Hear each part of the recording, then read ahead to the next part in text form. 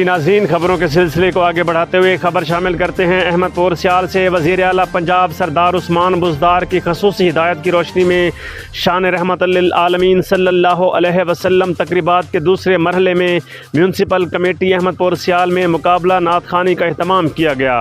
اس حوالے سے تفصیلات بتا رہے ہیں تنویر حسین اپنی اس رپورٹ میں۔ وزیر اعلیٰ پنجاب سردار عثمان بزدار کی ہدایت کی روشنی میں شان رحمت للعالمین تقاریب کے دوسرے مرحلے میں میونسپل کمیٹی احمد پور سیال میں مقابلہ نعت خوانی کا اہتمام کیا گیا۔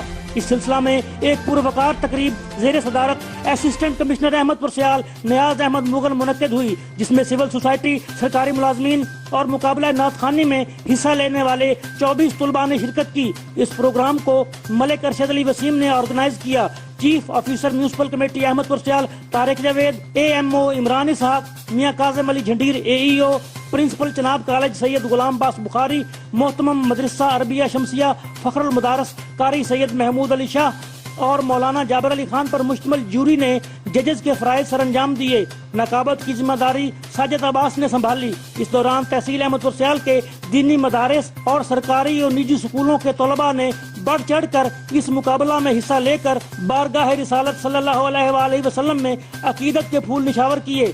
نتائج کے مطابق حافظ شہروز افضل نے پہلی، محمد علی اصغر نے دوسری اور محمد شہزاد رضا نے تیسری پوزیشن حاصل کی۔ اس موقع پر خطاب کرتے ہوئے اسسٹنٹ کمشنر نیاز احمد مغل نے پوزیشنیں حاصل کرنے والے طلباء کو مبارکباد دیتے ہوئے انہیں تلقین کی کہ مقابلہ جات سے ہٹ کر بھی طلباء کو حضور صلی اللہ علیہ وآلہ وسلم کی مدح سرائی کرتے رہنا چاہیے اور اپنی زندگیاں حضور پر نور صلی اللہ علیہ وآلہ وسلم کی تعلیمات کے سانچے میں ڈھالنی چاہیے۔ تنویر حسین، سٹار نیوز، احمد پور سیال۔